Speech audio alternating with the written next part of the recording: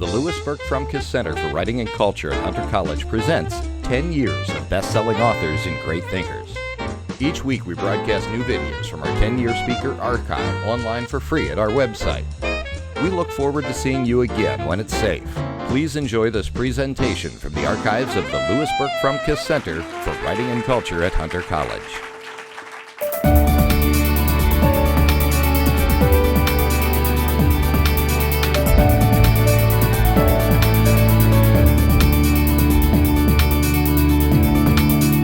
My name is Louis Frumkes. I'd like to welcome you to our final fall 2014 event for the Hunter College Writing Center, an evening with Gay Talese. After hearing Gay, and this will be for you, your choice, this one or this one, you can turn it on. We hope you will be inspired to attend our Spring 2015 Best-Selling Author Series and our Great Thinkers Series. And remember, after Gay's talk, there are refreshments for you, and Gay will be happy to inscribe books for you also in the back.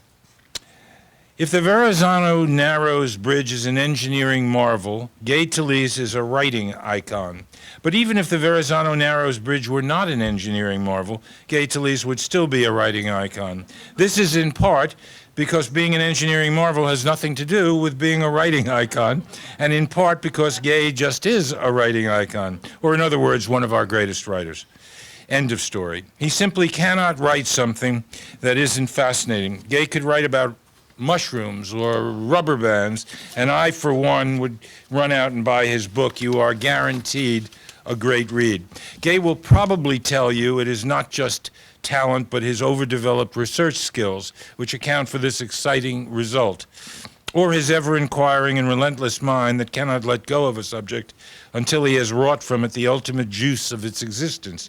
Yes, he is a great listener, and yes, he fastidiously storyboards his work across the expanse of his basement.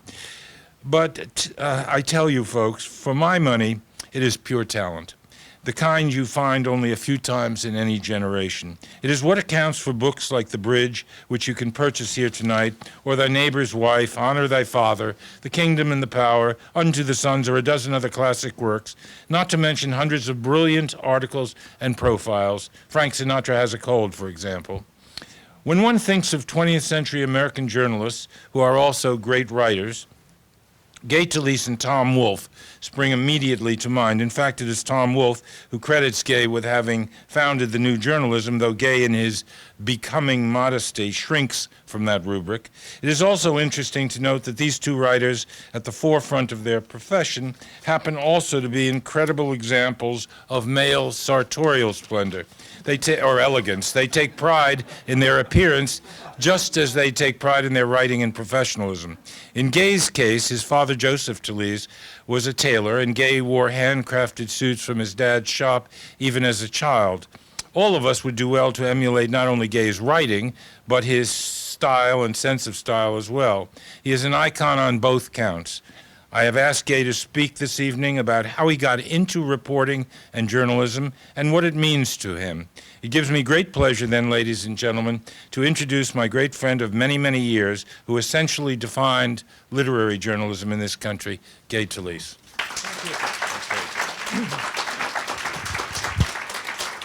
Thank you. Thank you very much, Louis. Each time I come here on the slowest elevator in New York, I am given even more exaggerated, extolling introductions by Louis Frumkes, professor of the art of introducing people. I was asked by Louis not to talk about The Bridge, although that's the latest thing published by me, and we will later on, maybe with a question or two, deal with that. But more importantly, he said, would be to tell the audience at Hunter how I began and what was it about my background that suited me more than adequately to the subject of becoming a journalist and storyteller. A journalist is one that's supposed to tell the truth, and a storyteller is one that sometimes exaggerates the truth. But in my case, and the case of every storytelling journalist who respects the term journalism, you know, it's storytelling about facts and figures that you can verify, not parts of the imagination or taking any kind of exaggerated steps just in the interest of making a story more interesting, if it's possible to do that.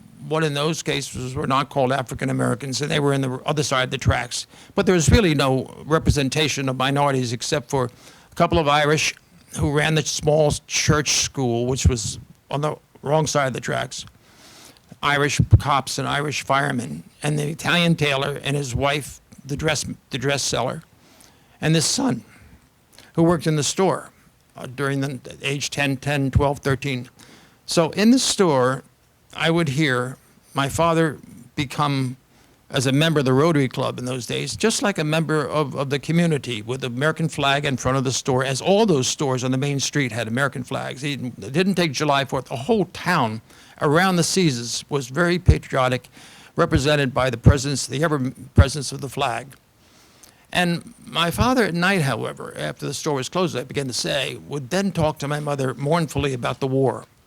And I got a second look at this man that I'm related to, but this father of mine, being two people in one day. That's very important because I understood prematurely how character is capable of complexity and changing values and a capacity to be a kind of two-minded person. He was never a rabid fan of Italy during the fascist period, but he also wasn't a person who condemned Mussolini either. He was a man who had a sense of his past as an invaded country that had no way of expressing itself except as a loser in wartime. And here, a country that's been invaded from the time of the Romans and the Saracens and the Germans of the period of the 16th, 15th, 14th century. Never a country that was self-sufficient. I'm talking about the Italian South more. I'm talking about from Sicily, from Naples on down to Sicily, and this part of Calabria, as I said, is the tip of the peninsula of Italy. And so this father, aspiring to be a successful tailor and to a degree succeeding, was a different man. And my mother, who was born in Brooklyn of Italian immigrants from the same village, incidentally, and who went to work in Brooklyn for Abraham and Strauss after she got out of high school. My father didn't get out of 7th grade, but my mother finished high school in Brooklyn and had 4 years experience in the ladies' department of Abraham and Strauss. And when she married my father in 1928 and went with him to Ocean City, her idea was to open a dress shop, and he funded it. And it was a very successful shop, much more than the tailor shop. Her women were women not of the beach, but middle-aged women, mostly overweight, who with the proper dress could look far better than they had any right to be. And my mother was very good at knowing her clientele. She was interested in middle-aged women, particularly with deep pockets, meaning the women who were the prominent people of the town, married to the Cadillac dealer or to the mayor or to the certainly the lawyers and the bankers who ran the town. And so these two people in two sections of a Main Street store, formerly a newspaper building, and the apartment upstairs was quite large. There were 6 bedrooms up there. There was only 3 of us. But that building, the store in the daytime and after hours, in the early evening, it was the family room, family setting, and the conversation was always about the war. Whereas you never heard mentioned by either parent, my parents, about the war when they were down with the American customers. And what this leads, believe it or not, to my being a journalist, and to my being the kind of journalist that I am, that Lewis so nobly presented as a new journalist or literary writer, whatever he said.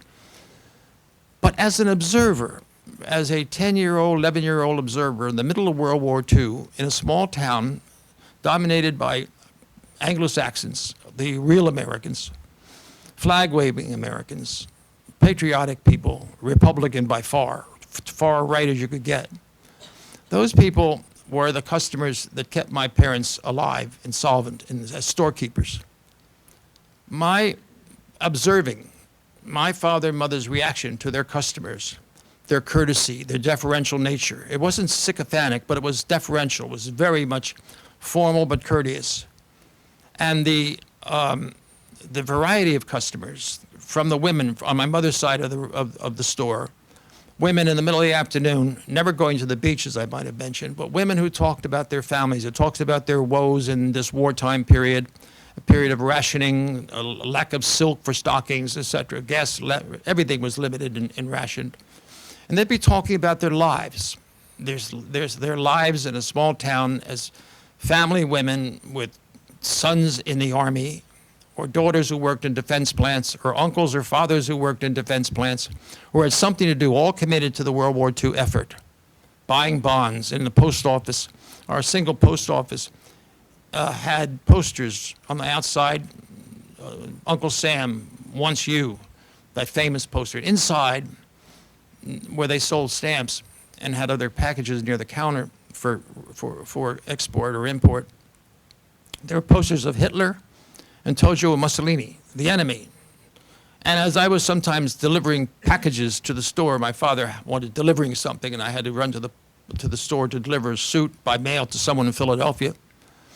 I would see Mussolini, and I thought, Jesus, this is the guy that's in charge of Italy, and this is the guy in whose army my uncles, my father's three brothers, one of them was too old to stay in there. But anyway, so I had a sense of, I saw things from the other side. I mean, I saw my father and mother behaving in the daytime. I saw them behaving quite differently in their conversation at nighttime.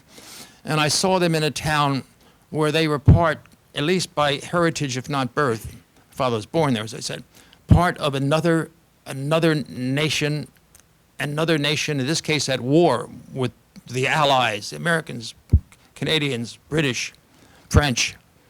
And I had, from the women my mother talked to, I learned about small town, not gossip, just I saw from the woman's point of view the references to international events such as the war. Their fears expressed by their son or being in the military, it was, a time of conscription, time of pride in being in the army.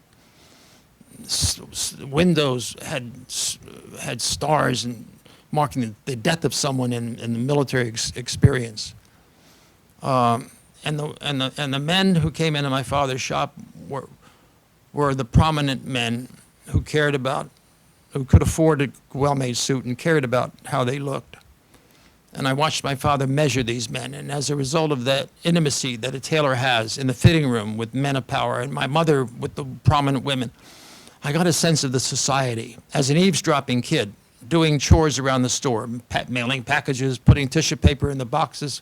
After my mother made a sale, and she made more sales in her part of the room than my father made on his side of the table, because women were really the people who bought the most, and our family was supported by my mother's business much more than my father's business, although my father's business gave me a sense of craft that I also would find influential in my work. He made things to last. He used his hand with needle and thread, never a sewing machine, because he thought he would be closer to the fabric. The shape of the man could be more accurately and exactly measured with his hand. He uses his hands very much, and molding and shaping suits, while finally in a third or fourth fitting of a suit, make it perfect. And not only a suit that looked wonderful, but that lasted a long time. The buttons never fell off. The lining would never trip apart. And so I learned craft. I learned from my father, observing him, pride in craft. And from mother, I learned the art of listening. She knew how to listen to these women. These women had little to do during the afternoon, but look around at some of the frocks that were in the display cases and try them on and try another one on and try another one on, and talk their way for 2 or 3 hours after lunch until about 4 or 5 o'clock. And I learned as a listening to my mother ask questions that were subtly asked, and questions that evolved, they emitted a lot of information, small town information. So I could see how international events, consequential events in faraway places, Africa, Italy, France, Russia, how it reverberated, the echoings in a small town, the concerns in a small town for international event far away. And from my mother, I learned listening. After my school days, when I wasn't working in the store, were not satisfactory. From grade school through high school in this town, I was there till I was 17. My grades were very, very low in everything. I did work for the town high school weekly, and I did later on my senior year got a job from the successful weekly newspaper in the town, the Ocean City Sentinel Ledger. And for a year or so, I wrote a column called High School News. I went to the editor, who was a customer of my father's shop, and I asked if I could write about my students in a high school. Not only the students who were good students, but the students who were football players. It's a high school football sports program, about social life, about the junior prom and stuff like that. Every week I had enough to get a column, enough for a column about 1,500, 2,000 words. And I did that. And I did that with a good deal of satisfaction and success. I was very good at listening to my fellow students tell about their success, either how they had the highest grades in school and were given honors at graduation, or those who were successful in sports, or those who were successful in musicians, winning a contest perhaps as with the town orchestra or whatever there were. I would interview them, and had so much fun in doing this because I was naturally shy, and not only shy as a person, but troubled. I was coming from the home I came from meant that I could not be very outgoing. I felt defensive in a way because I was an Italian son of an immigrant who I knew was not out of sympathy entirely with his native land, Italy, though it was complicated. But he was not ever so pleased to hear or see in the New York Times, which he subscribed to every day, bombing on cathedrals. Once one of them near his village, it was a 6th century monastery.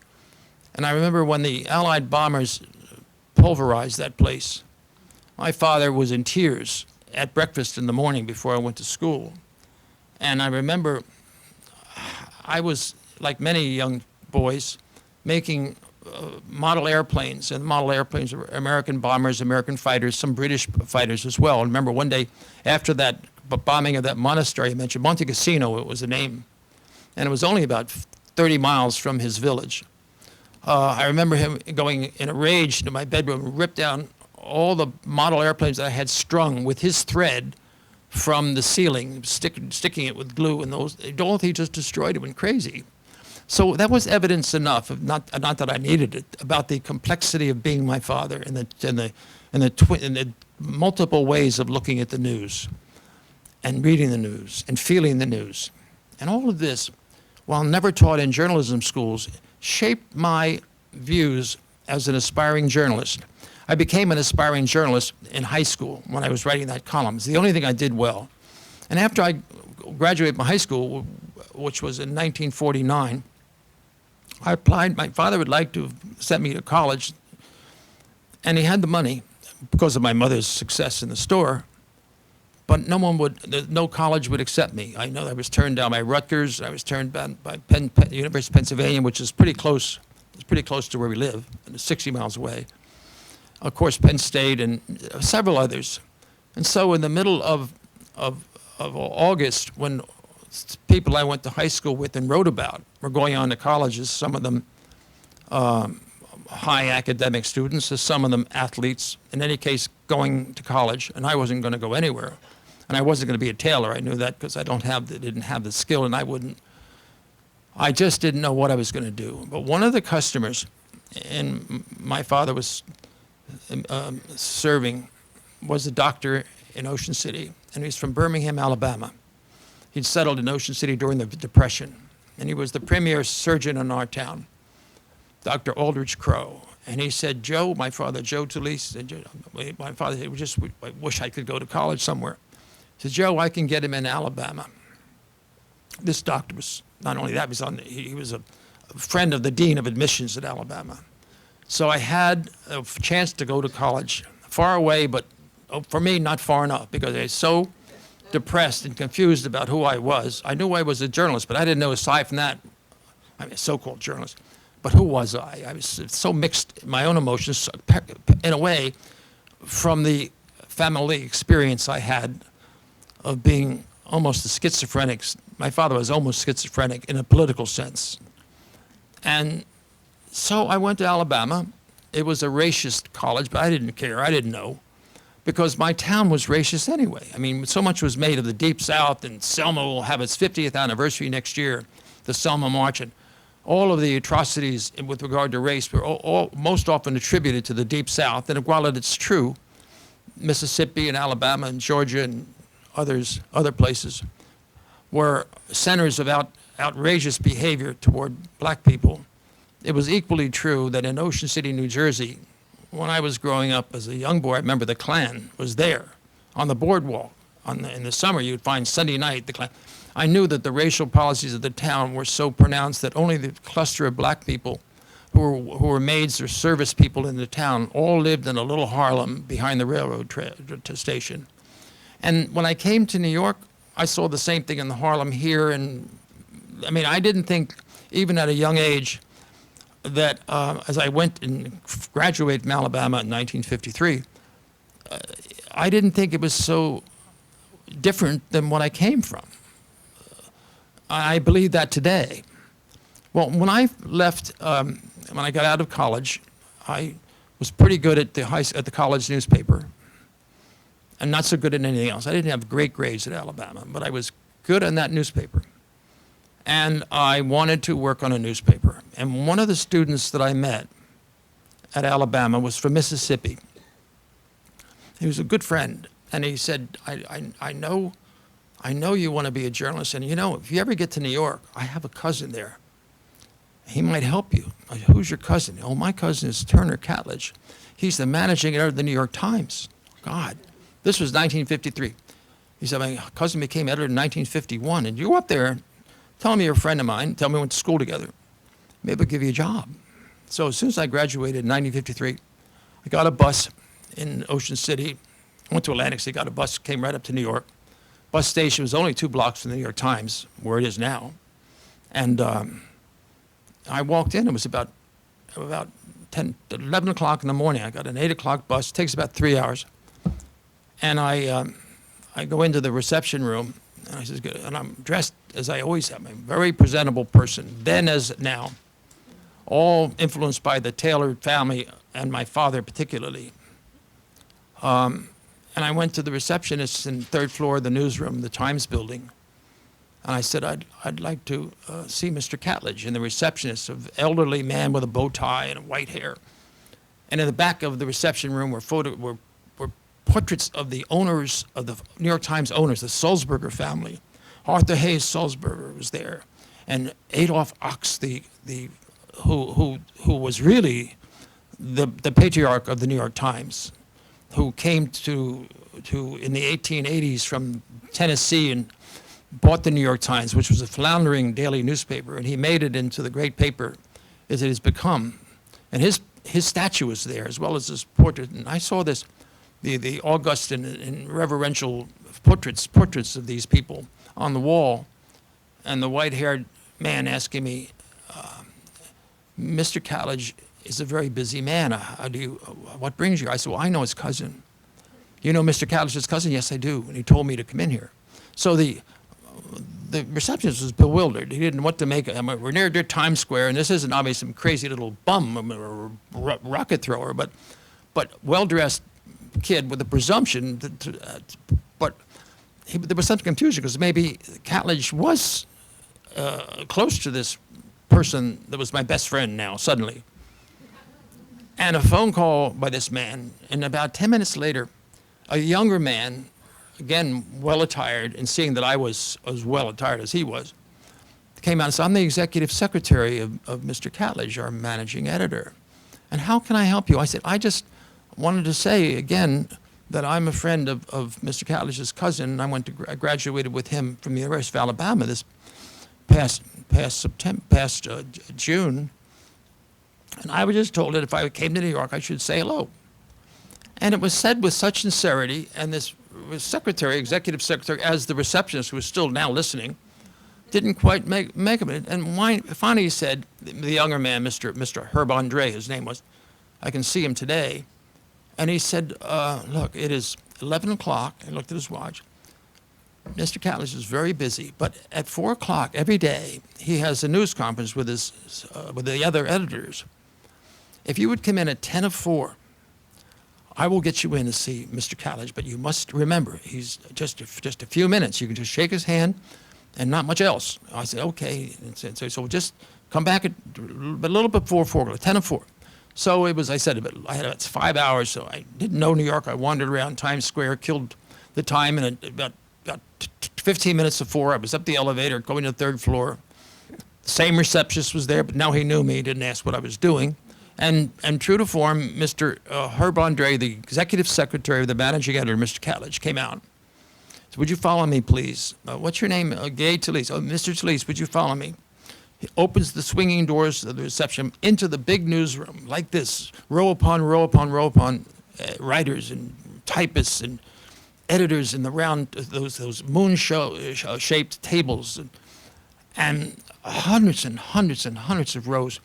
Clearly, 300 reporters on view, and the entrance is on the 43rd Street side, but all the way back you could see at 44th Street. The whole room was open. There wasn't cubicles as is the case today, and there were typewriters, and it was noisy, and the typewriters had bells, and when they got to the end of the carriage, it would ring, and people were smoking and walking around, and it was the scene of sophistication and culture and news. And international news and national news and city news. And I'm walking through the aisle following Mr. Herb Andre, and finally we make a right turn and we go into an enormous room, the managing editor's office.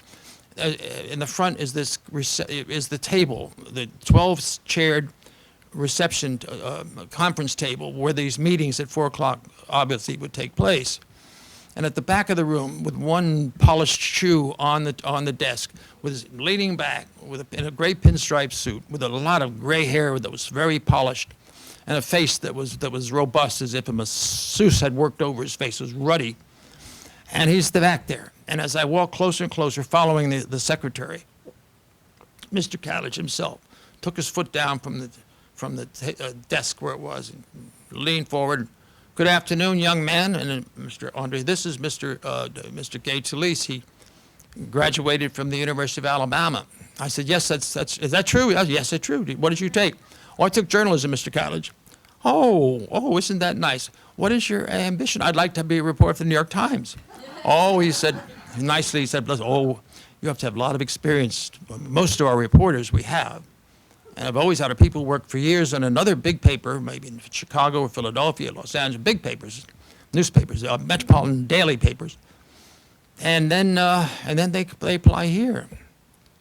And there was a pause, and I said, and he said, by the way, he said, why are you here? I didn't understand. Oh, he said, I said, I'm a friend of your cousin. He looked at me.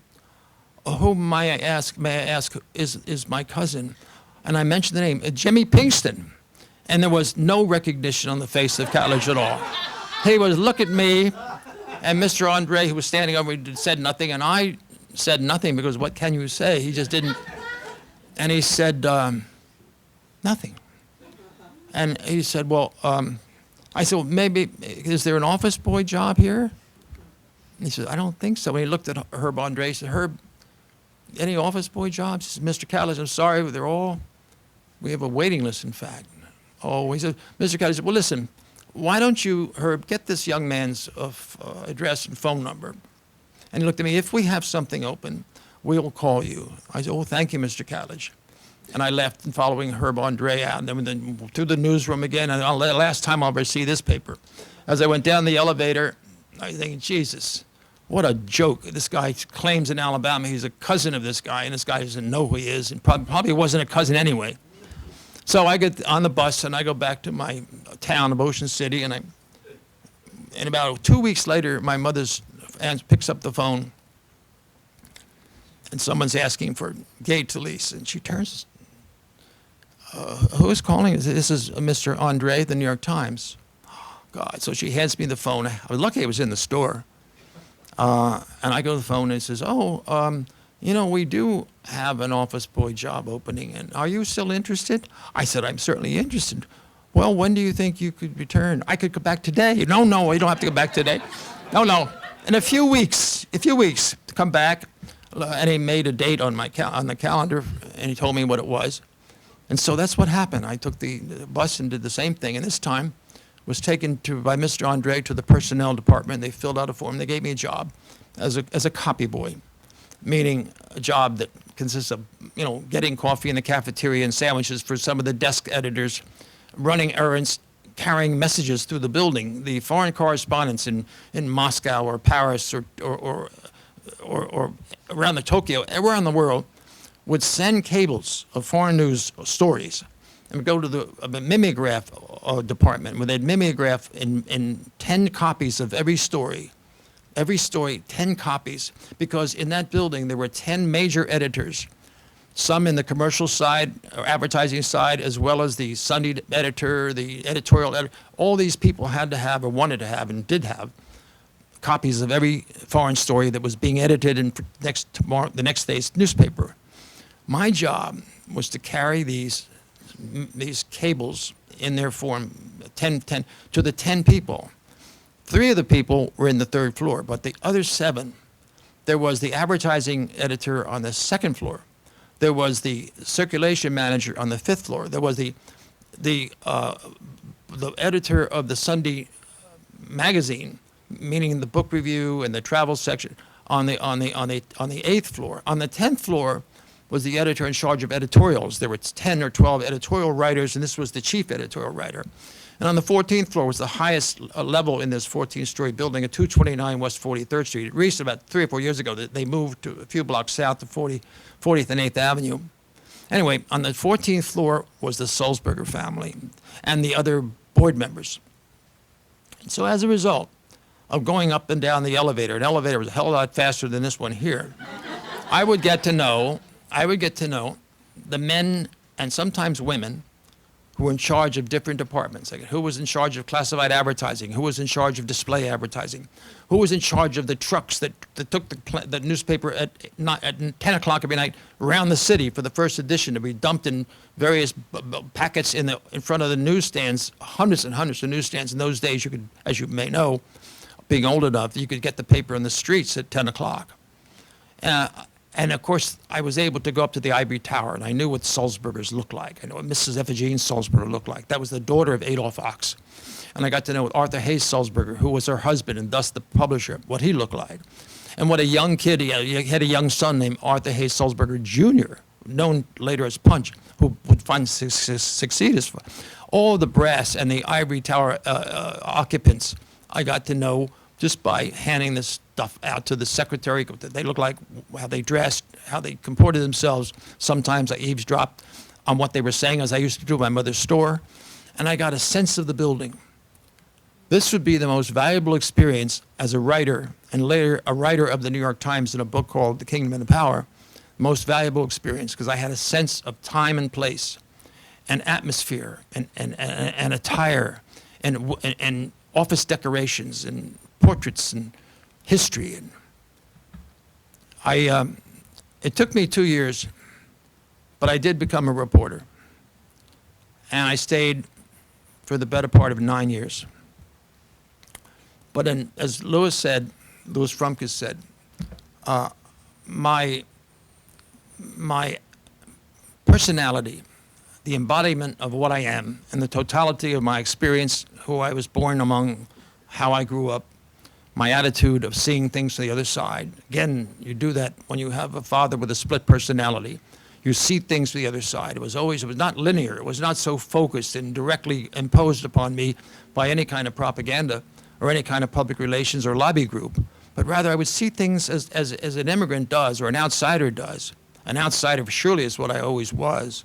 I saw things from different points of view. I also saw different classes. Not all the people were worthy of tailor-made suits. I saw the lower classes in the town, that little town I come from, and the maids that were servicing the women who bought dresses for my mother. I got a sense of the small town culture, and I later on brought that small town attitude and curiosity to the small towns that make up every block of New York. And so as a reporter, not being a specialist of anything, and not wanting to be a foreign correspondent, which was the aspiration of most journalists, because I thought the foreign story is America. America is the coming foreign story, because just on the edge of my career, the Korean War was ending, But the great beginnings of the civil rights movement were being felt in the late 1950s, and also in the late 1950s, literature was under siege because there was there's a mode of censorship that was being challenged in the late 1950s. Publishers were going with their lawyers to the Supreme Court to fight against what a book, the right of censoring a book. It might be D.H. Lawrence's Lady Chatterley's Lover. And in fact, that book was after decades of being pornography, was reassigned to free movement in libraries and bookstores in 1959. And I covered that story. It was Grove Press and its lawyers got that book and books like it into the free reign of libraries after years and years of being under the cover and pornographic in definition. So America was changing, for sure. I could see it, even if I wasn't a senior editor or a senior reporter. And I also became interested not only in the neighborhoods and the small town people, the people who worked within the shadows of the city, this towering city, but I wondered, who are these people that build these edifices, these skyscrapers like the New York Times building, or tall ones like the Empire State or the Chrysler building, or who made the Brooklyn Bridge? I knew from a little reading I had done that the Brooklyn Bridge was built around the Civil War period, and I knew from the reading I've done again that they were the Roebling father and son, but I didn't know who did the work. I knew as a tailor how much work there is in doing things well, as my father demonstrated again and again. And I looked at the Brooklyn Bridge, and I thought, Jesus, that's beautifully done. The threads reminded me of the threads, the cables are like the threads of my father's shop. They used to hang from the top, from the ceiling, those threads of different colors. And I saw these different colors of the Brooklyn Bridge at different times of day. And there was the stonemasonry, and who did that? Who did that? And the book I read about the book didn't tell you. It told you the Roebling, but nothing about the actual workmen, the laborers, the craftsmen. There were some real craftsmen. So around 1959, I was sent to cover a protest in Brooklyn, in the Bay Ridge section. The city, I just go out there, there's people making a lot of noise and have signs protesting Robert Moses. Who's Robert Moses? Oh, I found out he was a powerful person. And I went to this Brooklyn part of Bay Ridge, it's the Bay Ridge section. And there was a big demonstration.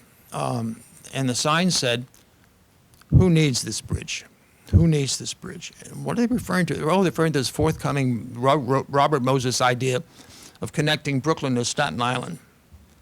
It used to be just the way you got there was ferry, but no, this guy wants to build a bridge. And what that meant, and to the people of Brooklyn, hundreds and hundreds and hundreds of people in the Bay Ridge section, their houses were going to be destroyed because their houses happened to be in the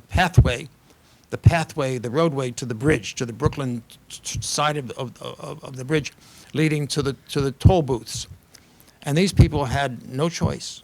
Moses declared this property null and void. The bridge came first, and not only homes, but stores, and in a few cases, businesses and churches, and everything that was in the line of approach to the Brooklyn side. And this is true to a lesser degree of Staten Island.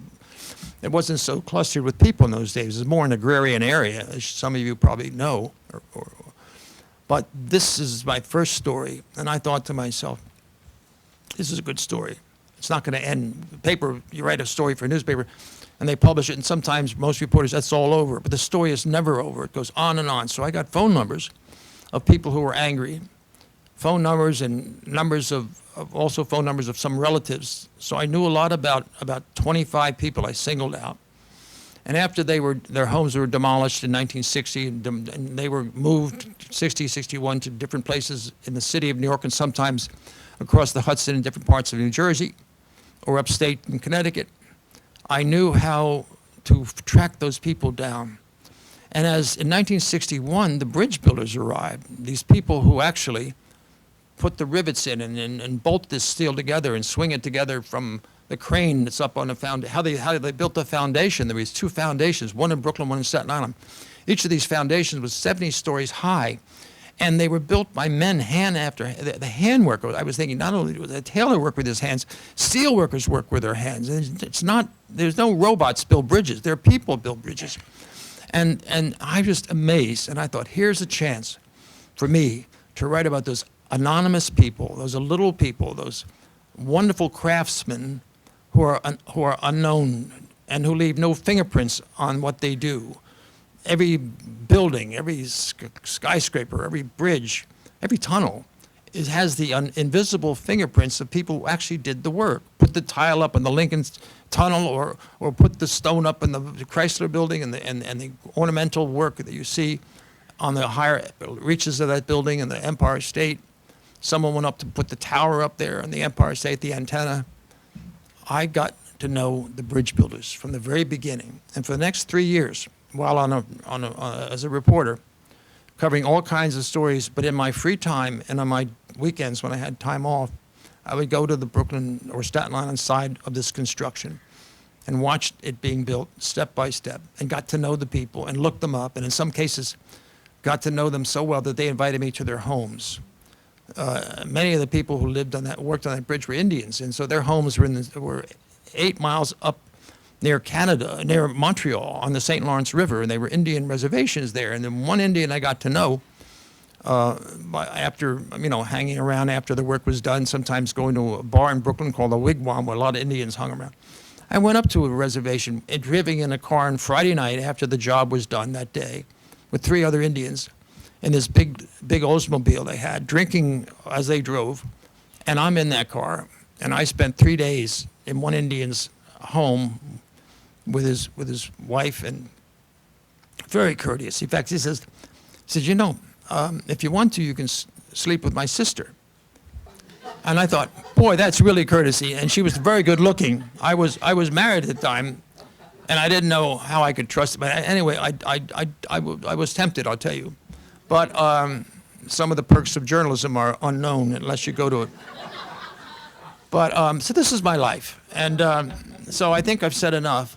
But the bridge that Lewis mentioned back there is a book that's just been reissued because it's the 50th anniversary of the building of the bridge. A lot of broken hearts went into that bridge's construction. Some people fell off. Some of those Indian work and other workers, iron workers, fell off. And I wrote about that as well. Every big project, the George Washington Bridge went up in the 1930s. 7 ironworkers fell off. Only 3 did fall off the Verrazzano Narrows Bridge, but 7 others fell in the nets. After protests, there were nets, and I know those people who fell some distances but were saved, almost like circus workers, in falling off a high wire, but there was a net. Anyway, we're all done. We might have questions. Do we have time for questions? We do indeed. Let me borrow this one. Thank you very much. Let me just go over here for 1 second. Gay is kind enough to answer a few questions, after which his books are back there, and he'll be happy to inscribe one for you, and refreshments will be available. Meanwhile, my assistant Annie will run around to anyone who has a question so we can hear it. So who has the first question? Yes, young lady. Hi. Here you go. Thank you so much. I really appreciated it and enjoyed it. I'll repeat the question. I was just wondering, when you said that your mother had made most of the money. I know that your dad dressed you growing up. 2 questions actually.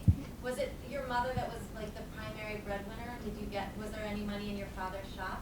The question had to do with finances of my family, and I made allusion to my wealth coming from my mother. That was true. She sold dresses she didn't make the dresses. She went to the garment center in Philadelphia, where there was one at the time, and sometimes to New York, and had in her mind the bodies, the overweight bodies of her customers. And she would buy very selectively these mid-sizes or large-size dresses and go back to New York, or they were delivered, actually, to Ocean City.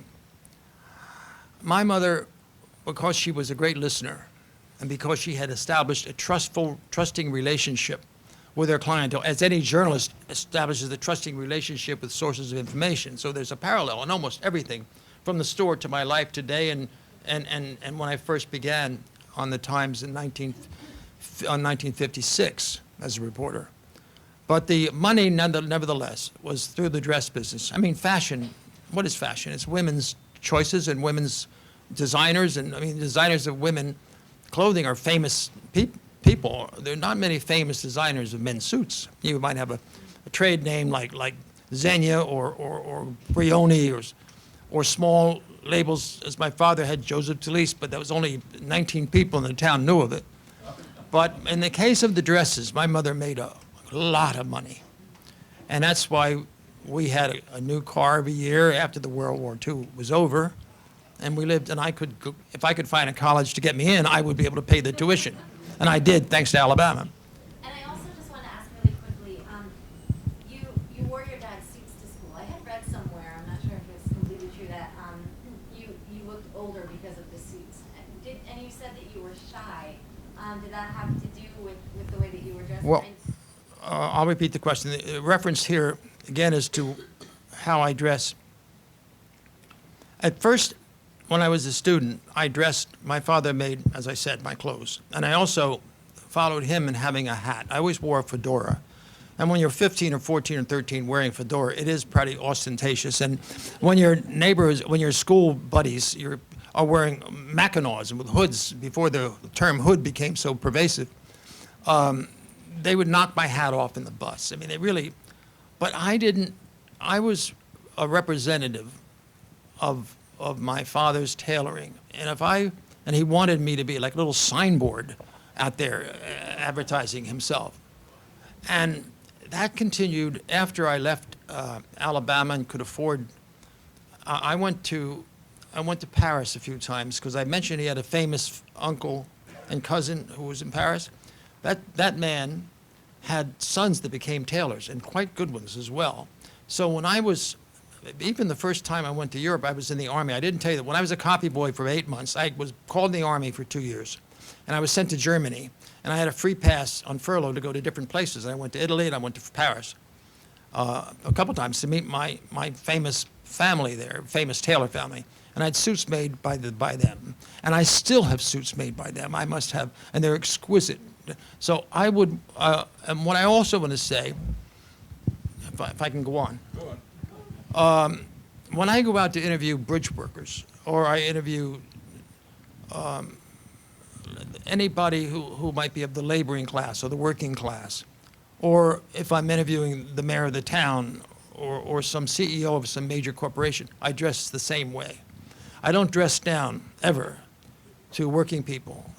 Sometimes reporters are, the ones I see even now, are just awfully put, I mean, they look terrible. And I feel it's important to look well because I had, as my father had pride in tailoring, I had pride in also being a journalist because I thought it was a wonderful, I thought it was a noble profession because I thought then, I still think, that there are fewer liars per square yard in a city room of a newspaper than there are anyplace else in the city. More liars in government, for sure. More liars in business, more Wall Street, for sure. Every business, except I said there are fewer liars. And when there are liars, there are some, as you know, in journalism. Some of them are, but they're exposed by the fellow journalists. Jason Blair, a notorious case from the New York Times, it wasn't that the Supreme Court, oh, gee, he was a liar. It was people in the city room, the fellow reporters that out this guy and kick him out. So I have pride, and that's dressing to a story. I treat a story ceremoniously because it is like, I take pride in it. It's like a ceremonial occasion. The story never ends, I told you. And if people will dress well for a funeral or a wedding, but they don't dress well for their job. And I don't think that's very admirable. Okay, any other questions? Excuse me. And then return the microphone. Yes. Go ahead. If your family had origins in Germany, would that have made a difference in reference to your family and in reference to you? If my family had been from Germany rather than Italy? Yes. Well, they were both pretty terms of bad. feelings. I mean, I didn't know at that point as a boy of 11 and 12, which I was in 1942 and 43.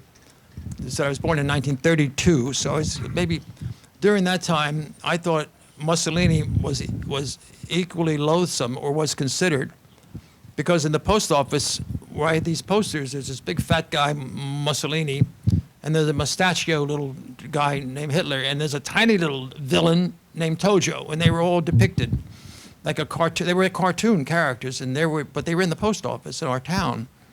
And I thought it was really, being Italian is pretty bad. Whether it was worse for Germans, I guess it might have been. I don't know. We had no Germans in our town. As I told you, there are no ethnics except for the blacks and a few Italian, a few Irish, who came to the town as railroad workers 2 generations before, and then took over the police department, which is not unlike New York. And then there was this Italian tailor on the main street with his wife. That was about it. Yes. When you published The Kingdom and the Power, what was the reaction of people that you knew at the Times? Were they pleased? Were they upset? The question is about the publication in 1969 of the New York Times, was called Kingdom of the Power, as he said. Prior to that, I had been on the New York Times for the small books I wrote. My first book was New Yorker Serendipitous Journey. The second book was The Bridge, that's now being reissued on the 50th anniversary. I had a collection out called Fame and Obscurity, and then I wanted to write about the New York Times because during that almost 10-year period I was on the staff, I thought they were much more interesting, those reporters and copy readers and editors, than were the stories they were editing and reporting upon. The Times was not a literary quarterly, as you know. It's a daily newspaper and a paper of record, and very formulaic, particularly in those days, in how news was reported. There were steps, who, what, when, and where, but the personality of the writer, being a journalist or an editorial writer, was not supposed to dominate the news, and the news was defined in a very rigid way. Literary writing was not permitted. It was looked upon in those days by editors as suspect. The guy's making it up. He must be making it up. It reads too well. Something terrible about that. Well, I wanted to change that, but I really wanted to write about the interior of the New York Times as told through people. It's the way I wrote about the bridge. I wrote about the bridge the same way I wrote about 229 West 43rd Street, which was the home office of the New York Times. And when it was published in 1969, it took the better part of 4 years, because I left in 65. I'm correct myself. I spent a year at Esquire. I wrote Frank Sinatra's A Cold, many pieces for that 1 year. Then I didn't want to write for magazines anymore. I wanted to do this thing on the New York Times. And the reason I did want to do it is because 2 of those Esquire pieces I did under my 1965 post-New York Times contract with Esquire. One of them had to do with an obituary writer, a strange character, we call him Mr. Bad News. And this guy that would be on the New York Times and reading the papers to see who was sick in the world, who was ill. And he thought, I better catch up on that guy. Sometimes interviewing someone who was going to be a famous person, a statesman or premier doctor or a politician, someone that's been in the news, was known to the readership, and would go to this person, presumably to update. We want to bring our records up to date because this guy was close to dying and he wanted to be ahead of the game. Mr. Bad News, and I wrote about him. It's a wonderful piece in Esquire. That was in '66, my first piece. Second piece was Frank Sinatra.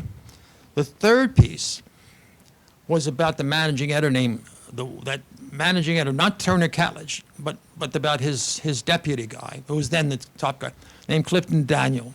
When I wrote about Clifton Daniel, he's married to Harry Truman's daughter, Margaret, and he was a very colleague and bestower to Turner Catledge. And I wrote a lot about Catledge in this piece in Esquire that was about Clifton Daniel, the 2 Southerners in positions of prominence on the New York Times.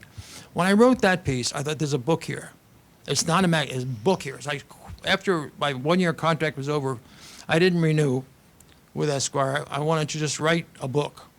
It took 4 years. When it first came out, it was bombed by the New York Times book reviewer, a guy named Christopher Lehmanhaupt. He's still alive. Christopher Lehmanhaupt, and I knew him when I was on the paper. We weren't great friends, but we weren't enemies either. That review was devastating. And not only was it devastating, but it came out 3 weeks before the publication date. You might know book publishings have a publication date. That means when the books are in the store, but they're mailed. It sometimes takes 3 weeks to go from a fully presented book in its final form to the marketplace. So they have these publication dates. Most book reviewers, small newspapers honor those things on those dates. This was not true. This Lehmanhaupt published a review before any other reviews were out, 3 weeks before any reviews were out. So that single bad review lived alone, and it would have killed the book. I called the editor of I said, Jesus, you see that review today? Yes, I saw it, I'm sorry. I says, the book is over, it's dead. he said, you know, you might be right. And what saved me, you know, a man named Murray Kempton. Did anybody know Murray Kempton? Oh, he was writing a column those days for the New York Post. He was a very fine writer. And he took that, when we read the Lehman Haupt review, he wrote an article in the New York Post attacking Lehman Haupt as a company man, a little lackey of the establishment. Well, that got, then Women's Wear Daily, a man named Mort Scheinman, who was the managing editor, I want to interview you. And then the network started interviewing, and they started interviewing me because of Kempton calling the Times at trying to destroy anybody who writes about it. They say, free press, what free press? Look what they did to this, what Lehman Haupt was trying to do, blah, blah. Well, I capitalized on that chaos, to be sure, and I had a bestseller as a result. So I hope I owe Lehman Haupt something, don't I? You'll be happy to know he became Mr. Bad News at the Times for a while. Just a question. What advice would you give to young writers starting out? I'm asked the question often, what advice do you give to young writers? I often am asked to go to classes, journalism classes. I've done this often at New York University. I've done it at Harvard and Yale this year, and Harvard last year, and many other places. I look at the class at Harvard or USC or wherever it is. They're a bunch of terribly dressed people. They look like they're going to a tailgate party. I said, you look like you're going to a tailgate party during the football season. Why don't you shape up a little bit? They look at me, this old guy, this ranting old guy, telling them how to dress. But I say, explain, you know, you're going to have to, once you leave the environs here, this where everybody loves you and where you pay $40,000 a year to be loved for your tuition, you're going to go into homes of strangers, and there might be poor people, there might be rich people, but you're going to knock on a door, trying to get access to people, get their story, get their point of view, and it's like a salesman. You have to be a salesman. You're selling yourself, and you ought to look, at least in the beginning, as a knocking on door. Make a presentable appearance, and after you do that, if you're successful in having people allow you to question them, and you also, through your good manners, that's also important, because I learned that from the store. Any kid that ever had a store, that had parents who owned a store, knows that good manners, respect for a customer, that is essential. It is just, and you learn it, as I did. And I think that students of journalism, even the elite students who go to the better universities, the elite universities, have to know that good manners and dressing well is part of the beginning of getting to people.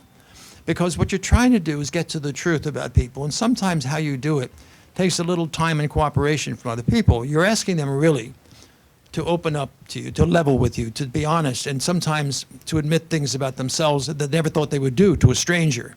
And the point is, as a journalist, try to make yourself less of a stranger and cooperate, as my mother did to her customers. It all comes back to my boyhood learning experience. And they listen to me, these students, I think, and I'm not sure half the time. But I don't know what else to do but tell them how I did it. And I realize now, in the age of technology, when everybody has Google and machines that they see the world through, I think that's wrong. It's very short-sighted to see the world through the laptops that they do. They spend their days not moving out and seeing people face to face, and they become so interior in their quest for knowledge and their acceptance of versions of the truth through the technology. And I believe that there's no shortcoming to going out, getting off your ass, going out, traveling, and seeing people face to face. And then, more than that, seeing them face to face more than once, getting to know what you're writing about intimately and writing about it truthfully and fully and responsibly too, and not misquoting and not taking advantage of people's generosity to you. These are things that any well-bred person should know, and I'm not sure that the students I speak to do know, but it's years, I don't know what's going to happen to them 5, 6 years. They may dress well and behave like me and they'll be fine. We'll take 2 more questions. One from this gentleman here, down here. This gentleman here. Okay. And one for this lady here. And then we're going to, Gay will be back there and you can ask him more questions. I'm just curious, you mentioned that at the construction of the bridge, there were a lot of Indians and American Indians. I thought that at that time, perhaps most of the artisans came from Europe. These are the people, bricklayers and so forth. I didn't know that the Indians had the skills at that time to be helping with that. The question has to do with my mentioning Native Americans or Indians being so prevalent in the construction of this Verrazzano. They were prevalent in the construction of the George Washington, all these other bridges around us except the Brooklyn Bridge. And the reason is in the 1890s, I'm told this, in the 1890s there was a railroad bridge over the St. Lawrence River. And they needed, the men in company that were building that needed sort of low-level help, people to carry bolts and the Indians were there. So they were brought onto the job in the lowest level, not to do work of particular craft or skill, but just menial characters. But on their own, they would wander around walking on high beams, sometimes as narrow as 14 or 12 inches, these narrow beams, and seemed perfectly comfortable up there. And little by little, they became familiar characters on all levels of this construction of this railroad bridge. Then there was a disaster. I don't know exactly the year, but I think it was somewhere in the 1890s. The bridge collapsed, and people in great numbers died, including many from the reservation. And it was thought, well, that's the end of the Indians. On the contrary, that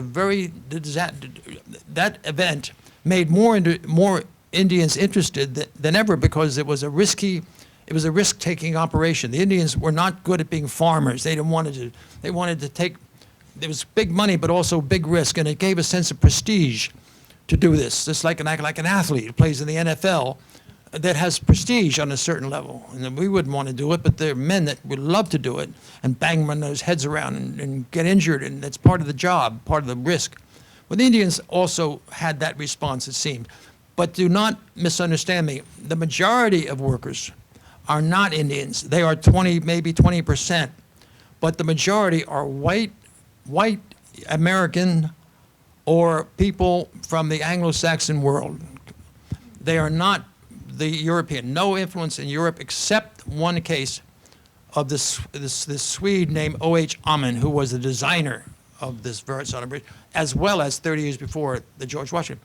But what impressed me in my closing remarks, I learned then, and I still believe true today, that this country is made up of a lot of hardworking people.